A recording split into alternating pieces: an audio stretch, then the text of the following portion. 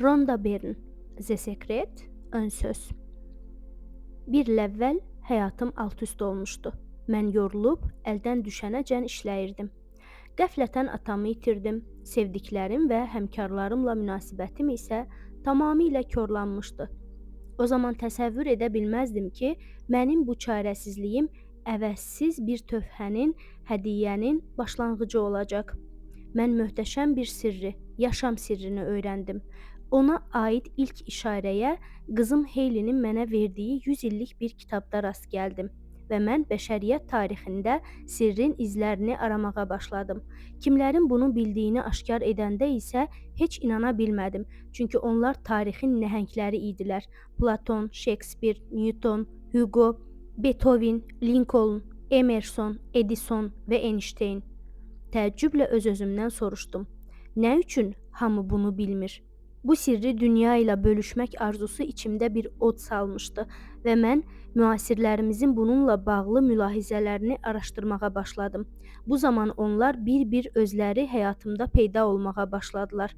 Axtarışlara qərq olarkən sanki mən bir maqnitə çevrilmişdim. Aradığım dahi mütəfəkkirlər özləri mənə tərəf gəlirdilər.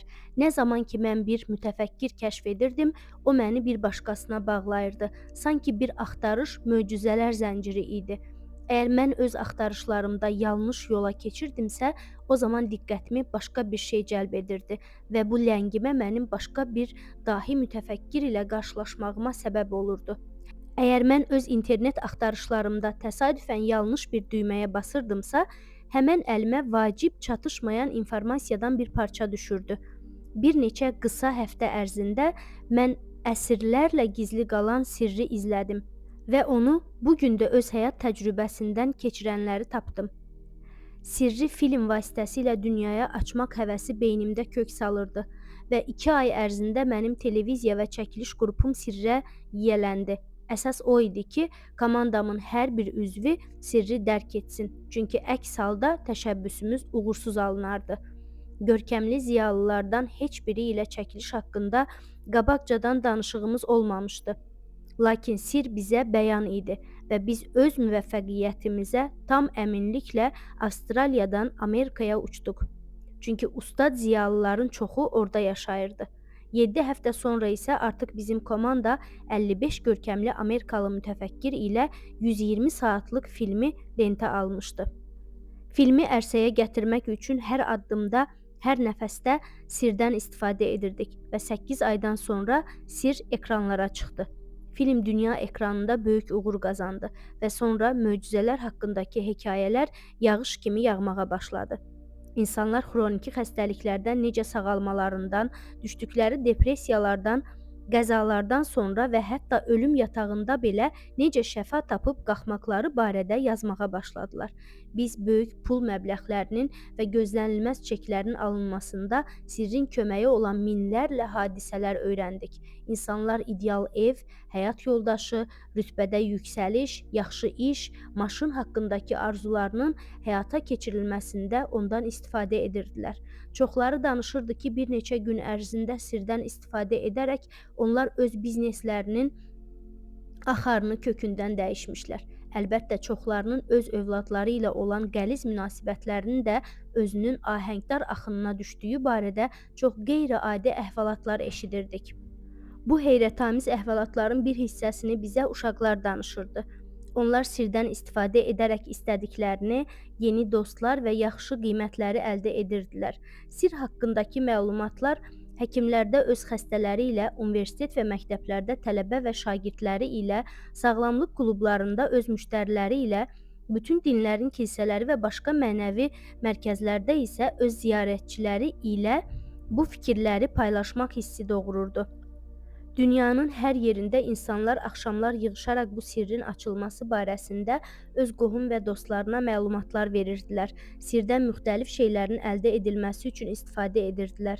Məsələn, xüsusi bir quş lələyindən tutmuş 10 milyonlarla dollara qədər və bütün bunlar hamısı filmin nümayişindən sonraki bir neçə ay ərzində baş verirdi. Sir filmini yaradarkən və indi də istəyirəm ki, o planetin milyardlarla insanına sevinç bəxş etsin. Sir komandası Hər gün arzularımızın necə gerçəkləşməsinin şahidi olurdu. Belə ki, yaşından, milliyyətindən və irqindən asılı olmayaraq sirrin köməyi ilə onlara sevinc bəxş etməyimizə görə minlərlə insanların təşəkkür məktubunu alırdıq. Bu biliklərə yiyələndikdən sonra siz istisnasız olaraq hər arzunu və istəyinizi gerçəkləşdirə bilərsiniz. Sizin nəçi olmağınızın və ya hansı vəzifə daşımağınızın heç bir əhəmiyyəti yoxdur. Sir arzuladığınız hər bir şeyi qısa müddət ərzində sizə verməyə qadirdir. Hazırda əlinizdə tutduğunuz bu kitabda sizə 24 ustad, ziyalı və mütəfəkkir təqdim olunmuşdur. Müxtəlif zamanlarda və Birləşmiş Ştatların müxtəlif yerlərində lentə alınmalarına baxmayaraq onların hamısı bir adam kimi eyni fikirləri söyləmişlər. Bu kitabda sir ustadlarının müdrikliyi və onun istifadəsinin qeyri-adi imkanları haqqında nümunələr toplanmışdır. Arzuladığınız həyatı yaşamağınız üçün öyrəndiyim bütün ideyaları, məsləhətləri və metodları mən burada sizinlə bölüşürəm. Siz müşahidə edə bilərsiniz ki, bəzi yerlərdə mən siz sözünü böyük hərflə yazmışam. Mən qəsdlə belə etdim ki, siz oxucular biləsiniz və hiss edəsiniz ki, bu kitabı mən sizin hər biriniz üçün tərtib etmişəm. Nə zaman ki mən siz deyirəm, o zaman hər birinizə şəxsən müraciət edirəm. Mən bu kitabda bütün səhifələrin şəxsən sizə ünvanlandığını duymağınızı və qavramağınızı istəyirəm. Çünki sir özü sizin üçün yaradılmışdır. Bu səhifələri oxuyarkən sirri özünüz üçün aşkar edəcəksiniz və siz istədiyiniz hər bir şeyi necə qazanıb əldə edəcəyinizi, həyatda kim və nələrə malik ola biləcəyinizi öyrənəcəksiniz. Əslində siz kim olduğunuzu anlamağa başlayacaqsınız. Siz əsl insani böyüklüyünüzü bütün səmimiyyəti ilə dərk edəcəksiniz. Bu isə irəlidədir. Təşəkkürlər bölməsi. Qəlbimin ən incə tellərinə toxunan, məni ruhlandırıb həvəsləndirən, həyatıma daxil olub onu nura boyayan hər bir şəxsə ən dərin minnətdarlıq və təşəkkürlərimi bildirirəm. Həmçinin məni dəstəkləyən, səyahətlərimdə mənə yardımçı olub və kitabın ərsəyə gəlişində iştirakçı olan hər bir şəxsə də çox sağ olun deyirəm. Qızlarıma, Hayley və Sky Bernə təşəkkür edirəm. Hayley'nin sayəsində mən doğru yolu tapdım və yeni həyata qədəm qoydum. Sky isə mənim yolumda addımlayıb mənim düşündüklərimi doğru sözlərlə ifadə edərək kitabın yaranmasında xüsusi səy göstərmişdir. Qızlarım həyatımın əvəzsiz zinətidir. Mən büsbütün onların varlıqları ilə nəfəs alıram. Nəhayət, sir kəşf edilmişdir. Bob Proctor, filosof, yazıcı və şəxsiyyətin inkişafı üzrə məşqçi. Sir sizə istədiyiniz hər şeyi verir. Xoşbəxtlik, sağlamlıq və müvəffəqiyyət. Dr. Joe Vitale, metafizik, marketinq üzrə mütəxəssis və yazıcı. Siz istədiyiniz hər bir şeyə malik ola bilərsiniz. İstədiyinizi edə bilərsiniz və kim olmaq istəyirsinizsə, o ola bilərsiniz. John Assaraf, biznes üzrə ekspert, sahibkar. Həcmindən asılı olmayaraq biz seçdiyimiz hər bir şeyi əldə edə bilərik. Evinizin necə olmasını istəyirsiniz? Milyonçu olmaq istərdinizmi? Hansı işlə məşğul olmaq istəyirsiniz? Böyük uğur qazanmaq istərdinizmi? Əslində siz nə istəyirsiniz? Dr. John DeMartini, manual terapevt, əczaçı və şəxsiyyətin yenidən formalaşması üzrə mütəxəssis. Bu, nəhəng həyat sirridir. Dr. Dennis, psixoloq və insan beyninin imkanlarının inkişafı üzrə məşqçi. Sirrə yiyələnən qədim hökmdarlar bu gücü qorumaq üçün onu gizlədirdilər. Onlar insanları sirdən uzaq tuturdular. İnsanlar işə gedir, əldən düşənəcən işləyir, evə qayıdırdılar və bu cür həyat tərzindən xilas olmaq yolunu tapa bilmirdilər. Çünki sir onlardan uzaqlarda idi. Tarix boyu çoxları sirlərə yiyələnmək həsrətində olmuş və bu bilikləri insanlar arasında yaymaq üçün yollar axtarmışdır. Michael Bernard Beckwith, öncə görən və Agape mənəvi mərkəzinin yaradıcısı. Müxtəlif möcüzələrin insanların həyatında necə baş verdiyinin şahidi olmuşam. Maliyyə möcüzələri, cismani möcüzələr, ruhi, mənəvi, şəfa və eləcə də münasibətlərdəki möcüzələr. Jack Canfield, yazıcı, müəllim, həyati məqsədlərə nail olmaq üçün məşqçi və bu mövzuda mühazirəçi. Sirdən istifadə qaydasını bildiyim üçün bütün bunlara nail olmuşam. Sir kəşf edilmişdir. Bob Proctor. Yəqin ki, siz indi oturub beyninizi yorursunuz. Görəsən, bu nə sirdir belə? Mən indi onu necə dərk etdiyimi sizə deyəcəm. Biz hamımız hədsiz, hüdudsuz gücün qarşılıqlı təsiri ilə yaşayırıq. Hamımız bir adam kimi eyni qanuna tabeyik. Kainatın təbii qanuna uyğunluqları o qədər dəqiqdir ki, biz xüsusi çətinlik çəkmədən kosmik gəmilər düzəldirik, insanı aya göndəririk və gəminin enmə zamanını saniyələrinədək əvvəlcədən dəqiq hesablayırıq. Harada uçsan da, Hindistanda, Avstraliyada, Yeni Zelandiyada, Stockholm, London, Toronto, Montreal və ya New Yorkda biz eyni güclə üzləşirik. Bir böyük qanunla. Bu cazibədir. Həyatın sirri cazibə qüvvəsindədir. Siz həyatınıza daxil olan hər şeyi özünüzə cəzb edirsiniz. Daima ağlınızda saxladığınız obrazları özünüzə cəlb edirsiniz. Bunlar sizin həyat haqqında düşündüklərinizdir. Deməli, ağlınıza gələn hər şeyi özünüzə cəzb edirsiniz. Sizin hər bir fikriniz gerçəkdir. Güc budur. 1834-1891-ci illər. Yer kürəsinin gəlmiş-keçmiş bütün dahi mütəfəkkirləri kainatın ən nəhəng qüvvəsinin cazibə qanunu olduğunu artıq bildirmişdirlər. William Shakespeare, Robert Browning və William Blake kimi şairlər öz şeirlərində artıq bunu deyiblərmiş. Beethoven kimi musiqiçilər isə öz bəstələrində bu barədə musiqi dili danışmışdılar. Leonardo da Vinci kimi rəssamların da əsərlərində bu öz əksini tapmışdır.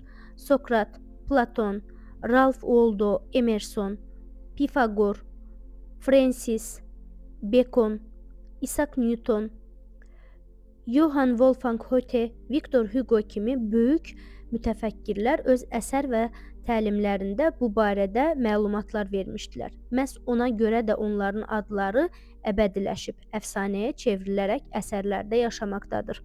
Bu biliklər indusluq, bütpərəstlik, müsəvilik, xristianlıq və İslamda, həmçinin gizli qalan ənənələr və qədim sivilizasiyalarda, Babil və qədim Misir mədəniyyəti tarixində əfsanə və rəvayət şəklində qorunub saxlanmışdır. Cazibə qanunu haqqındakı biliklər qədim əlyazmalarda müxtəlif formalarla bizə çatdırılmışdır. O bizim eradan 3000 il əvvəl daş üzərində həkk olunmuşdur. Bəzi insanlar bu biliklərə yiyələnmək arzusu ilə yaşayırdılar və əlbəttə ki, öz arzularına çatırdılar. Çünki bu sir daima onu arayanların üzünə açıq olmuşdur. Cazibə qanunu zamanla birgə yaranmışdır. O hər zaman mövcud olub və daima olacaqdır. O kainatın düzənini, sizin həyatınızın hər anını, duyğu və həyəcanını təyin edir. Sizin harada və kim olduğunuzun əhəmiyyəti yoxdur. Hər şeyə qadir olan cazibə qanunu sizin düşüncələriniz arasında həyatdakı yerinizi formalaşdırır və təşkil edir. Siz cazibə qanununu qeyri-ixtiyari öz düşüncələriniz vasitəsilə hərəkətə keçirirsiniz. 1912-ci ildə Charles Enel onu yaradılış sisteminin bütünlüklə asılı olduğu nəhəng və danılmaz qanunu kimi dəyərləndirmişdir. Bob Proctor. Müdriklər bunu hər zaman biliblərmiş. Məsələn, götürək qədim Babilləri. Onlar kiçik bir insan qrupu bunlara bələd imiş.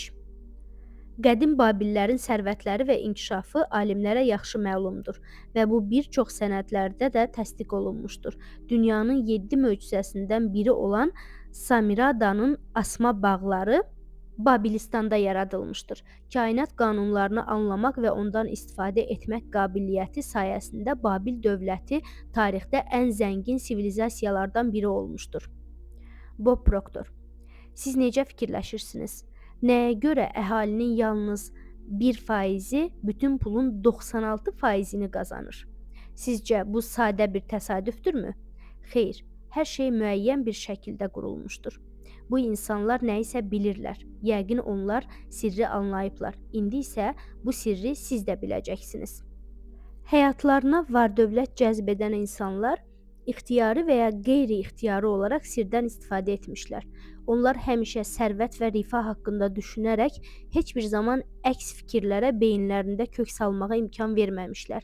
Var-dövlət haqqındakı düşüncələr bu insanlarda üstünlük təşkil edir. Sərvət və rifah haqqında düşüncələrindən başqa onların beynində heç bir fikir mövcud deyil. Dərk edilib edilməməsindən asılı olmayaraq məhz onun haqqında olan daimi fikirlər onlara firavanlıq gətirir. Cazibə qanununun fəaliyyəti belədir.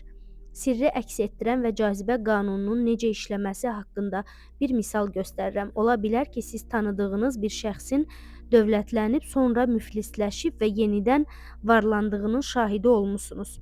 Belə hallarda baş verən budur. İlk dəfə pul qazanarkən onlarda əsas fikir varlanmağa səfərbər olunmuşdu. Daha sonra onlar var-dövləti itirmək qorxusu ilə düşünməyə başlayırlar və bu fikir getdikcə üstünlüyə ələ alır. İnsanlar özləri sərvətlə bağlı düşüncələrini və onu itirmək haqqında fikirlərini o qədər götür-qoy edirlər ki, sonunda həqiqətən də onu itirirlər. Ancaq onlar pulu itirən kimi qorxu hissindən də azad olurlar.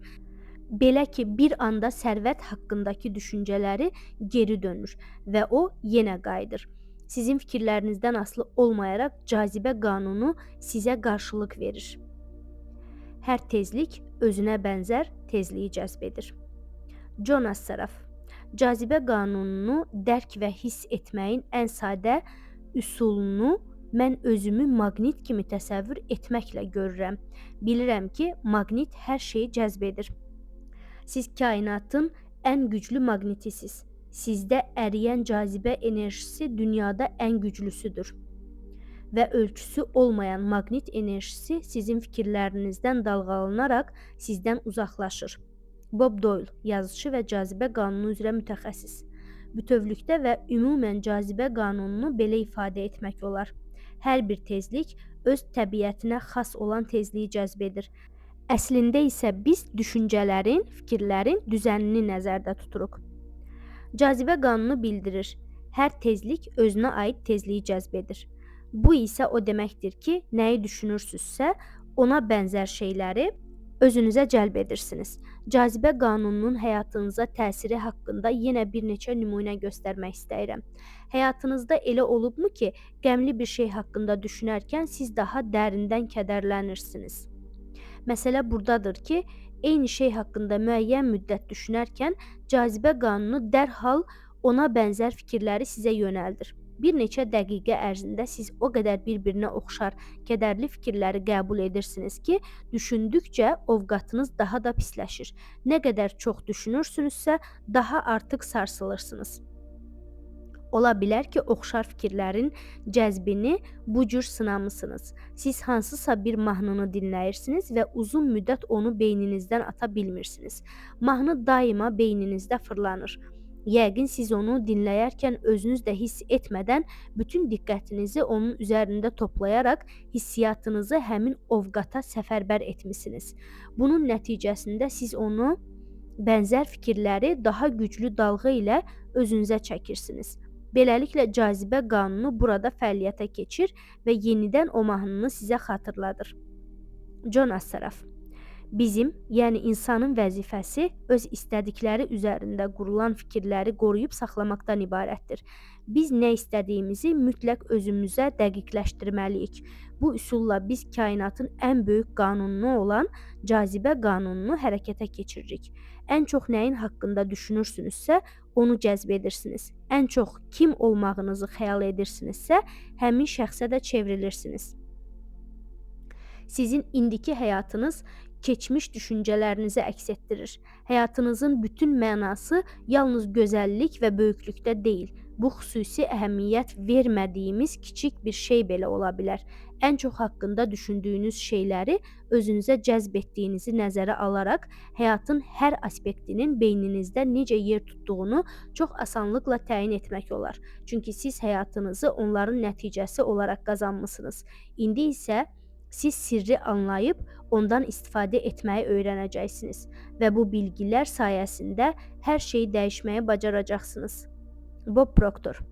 Əgər onu təsəvvür edə bilirsinizsə, o artıq sizin əlinizdədir. Əgər istədikləriniz haqqında düşünməyi bacarsanız və onu həyatınızın əsas qayəsinə çevirə bilsəniz, o zaman onları mütləq həyatınıza gətirəcəksiniz. Mike Dooley, yazıcı və beynəlxalq səviyyədə mühazirəçi. Bu prinsipi 3 sadə sözlə ifadə etmək olar. Fikir cismə çevrilir. Sizin fikirləriniz bu möhtəşəm qanunun köməyi ilə həyatınızdakı əşyalara çevrilir. Bu ifadəni ürəyinizdə təkrarlayın və onu öz şuur və qavrayışınıza həkk edin. Sizin düşüncələriniz cismaniləşir. John Assaraf. Çox insan düşüncənin xüsusi tezliyə malik olduğunu bilmir. Biz düşüncələri ölçə bilərik. Əgər eyni fikri, misal üçün, yeni maşın almağınızı, ehtiyacınız olan pulu, yeni şirkət yaratmağınızı, sizə əziz olan insanı tapmağınızı düşünərək xəyalınızda onları canlandırıb necə görünməli olduğunu dönə-dönə təsəvvür edirsinizsə, həmin zaman siz ona uyğun bir fikir tezliyini dalğalandırırsınız. Dr. Joe Vitale. Düşüncələriniz maqnit siqnalları vasitəsilə sizdən elə uzaqlaşır ki, eyni zamanda sizə doğru gələcək dalğanın cizgisini də hazırlayır. Sizin əsas fikirləriniz və ya mental düşüncəniz cəzbedici mahiyyətdədir. Hər tezliyin özünə aid tezliyi cəzb etməsi qanundur. Bu səbəbdən hər bir insanın mental mövqeyi öz təbiətinə uyğun olan mental şəraiti mütləq cəzb edəcəkdir. Fikirləriniz maqnitə bənzəyir və onlar müəyyən tezliyə malikdir. Sizin düşüncələriniz kainata şüalanır və cazibə həmin tezlikdə ona bənzər olan hər şeyi sizə doğru cəzb edir və bu minvalla kainata göndərilənlər yenidən öz ilkin mənbəyinə geri dönür. Mənbə isə sizsiniz. Düşüncələrin fəaliyyətini bu cürdə təsəvvür etmək olar. Bizə məlumdur ki, teleqüllə müəyyən edilmiş tezliklərlə siqnallar ötürür və bu siqnallar televiziya ekranlarında şəkillərə çevrilir. Bizlərdən çoxu əslində bunun necə işlədiyini başa düşmür, lakin hər kanalın öz tezliyi olduğunu bilirik və biz ona köklənərək ekranda obrazları görürük. Kanalları dəyişərək tezlik seçirik və həmin kanalın verdiyi təsviri alırıq. Biz başqa obrazları görmək istədiyimizdə kanalı dəyişərək başqa bir tezliyə köklənirik. Yerdə tikilmiş ötürücü stansiyalardan ən güclüsü sizsiniz. Ötürücü insanın bədənindədir. Demək, kainatın ən güclü ötürücü varlığısınız. Sizdən şüalanan dalğalar sizin həyatınızı təşkil edir və dünyanı qurur. Sizin siqnalınız yerdəki şəhər və ölkələrdən də yüksəklərə qalxır və kainatın hər bir nöqtəsindən geri dönür. Siz bu siqnalları öz fikirlərinizlə nəql edirsiniz. Xəyalən göndərdiyiniz mənzərələr otağınızdan televizorun ekranı deyil, sizin həyatınızın təsviri olacaqdır. Sizin fikirləriniz müəyyən bir tezlik yaradır. Həmin tezlikdəki uyğun fikirləri cəzb edir. Daha sonra isə sizin həyat səhnələriniz kimi geri dönür. Həyatınızda nəyisə dəyişmək istəyirsinizsə, sadəcə olaraq kanalı çevirin. Fikirlərinizi dəyişərək başqa bir tezliyə köklənin. Kainatın ən həssas titrəyişləri sizin mental gücünüzün titrəyişləridir. Bu səbəblə o mövcud olan güclərin ən qüdrətlisidir. Təsəvvür edin ki, bolluq içində firavan yaşayırsınız və siz bu firavanlığı özünüzə cəlb edəcəksiniz. Bu hər zaman, hər kəs üçün işləyir. Siz var-dövlət və rifah içində yaşadığınızı təsəvvür edərkən, gücünüz və şuurunuzun köməyi ilə öz həyatınızı təmin etmiş olursunuz. Hər şey çox sadədir. Bu zaman isə gözlənilən həmin sual ortaya çıxır. Bəs nə üçün hamı arzuladığı kimi yaşamır? Pisi deyil, yaxşını özünüzə çəkin. John Assaraf. Problem ondadır ki, insanların çoxu qorxduqları şeylər haqqında daha çox düşünürlər. Daha sonra isə həyatda onlarla üzləşdiklərinə təəccüblənirlər.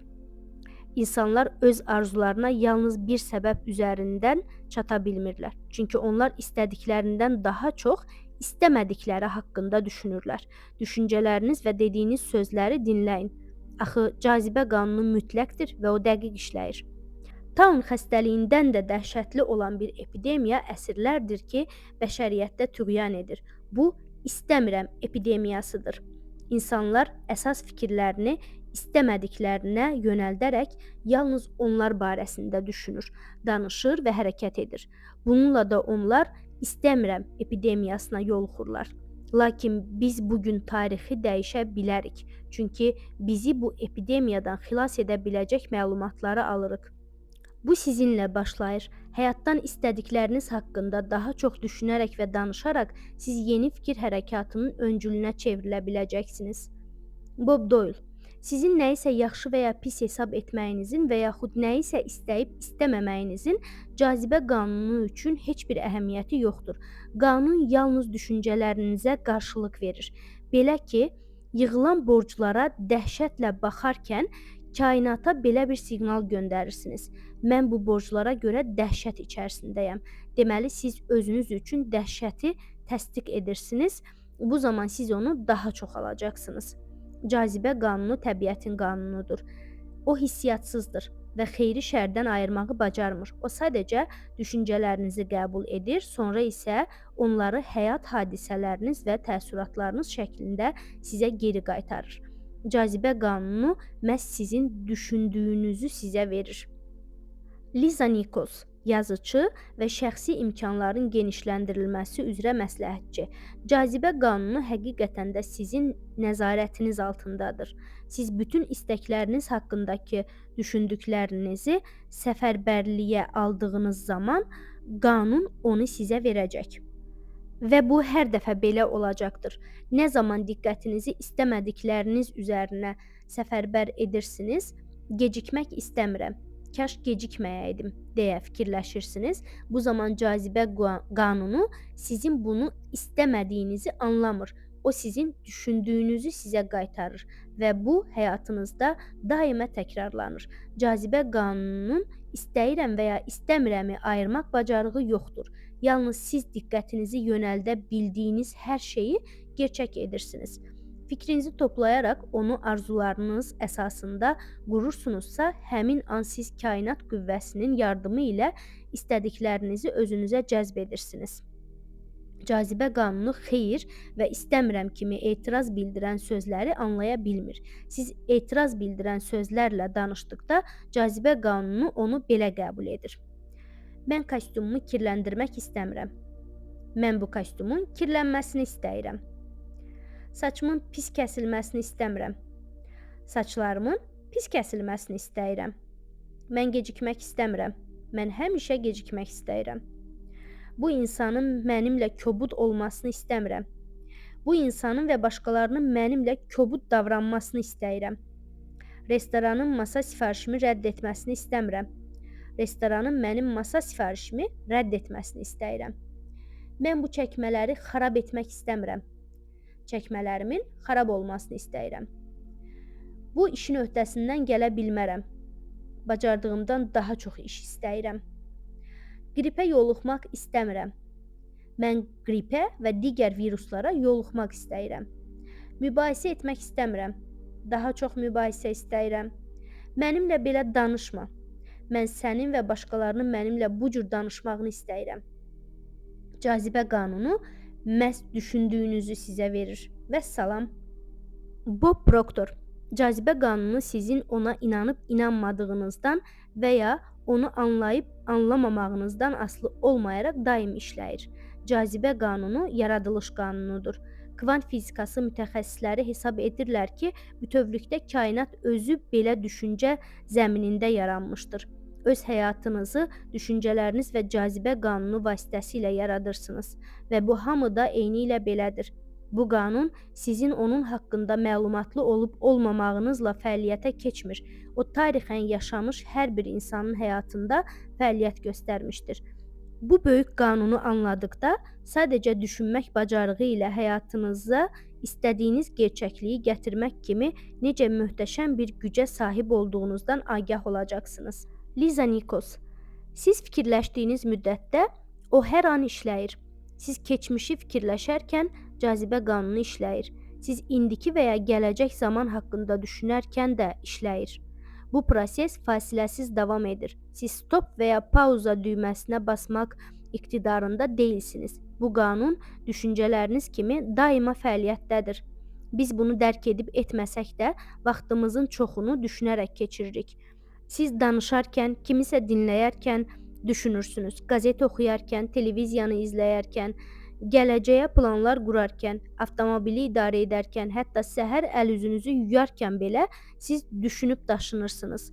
Biz yalnız yuxuya getdiyimiz an fikirləşməyə son qoyuruq. Buna baxmayaraq, yuxulayarkən son düşüncəniz cazibə qüvvəsinin təsiri ilə səhərəcən şüalanmaqda davam edir. Ona görə çalışın ki, yatarkən yaxşı şeylər haqqında düşünəsiniz. Michael Bernard Beckwith. Yaradıcılıq hər an baş verir. İnsan həmişə yeni və ya adət etdiyi bir şeyi fikirləşərkən yaradıcılıq prosesinə daxil olur. Sonra bu yaradıcı düşüncələr zəminində mütləq nələrsə olur. Sizin indi düşündükləriniz gələcək həyatınızı yaradır. Həmişə fikirləşdiyiniz üçün siz daima yaradıcılıq prosesində iştirak edirsiniz. Üzərində daha çox düşündüyünüz və diqqətinizin cəmləndiyi fikirlər həyatınıza daxil olaraq gerçəkliyə çevriləcəkdir. Bütün təbiət qanunları kimi bu qanun da mütləq və kamildir. Həyatınızı siz özünüz qurursunuz. Nə əkərsən, onu da biçərsən.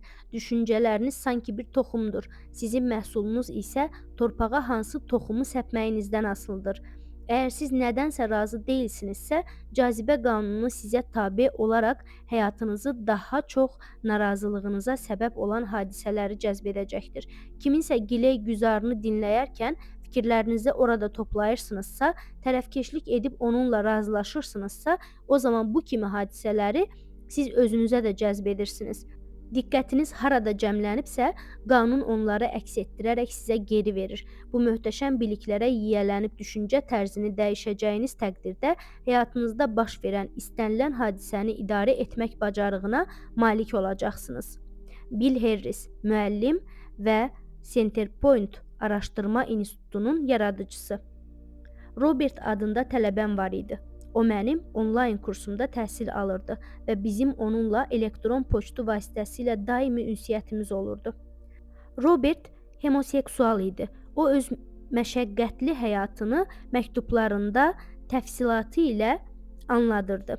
İşdə həmkarlarının ona elədikləri rişxənd onu həmişə əsəbləşdirirdi. Küçədə gəzişərkən belə homofobların ona sataşıb təhqir etmələri ilə üzləşirdi. O, komik artist olmaq istəyirdi. Lakin səhnəyə çıxan kimi tamaşaçıların onun gey olub olmaması ilə bağlı sualları ilə üzləşirdi. Robertin həyatı büsbütün dərd-sərin növbələşməsindən ibarət idi və o, homoseksual olduğu üçün bütün dünyanın onun əleyhinə çevrildiyini hesab edirdi. Diqqətini istəmədikləri üzərinə səfərbər etdiyini ona anlatmağa çalışdım. Mənə ünvanladığı məktubları onun özünə yolladım və orada yazdım. Öz məktublarını diqqətlə oxu. Sən mənə ancaq xoşlamadığın şeylər haqqında danışırsan. Sənə yalnız bunu deyə bilərəm ki, hər şeyi ürəyinə çox salırsan. Daha çox fikirləşdiyin hər bir şey qarşına daha çox çıxacaqdır.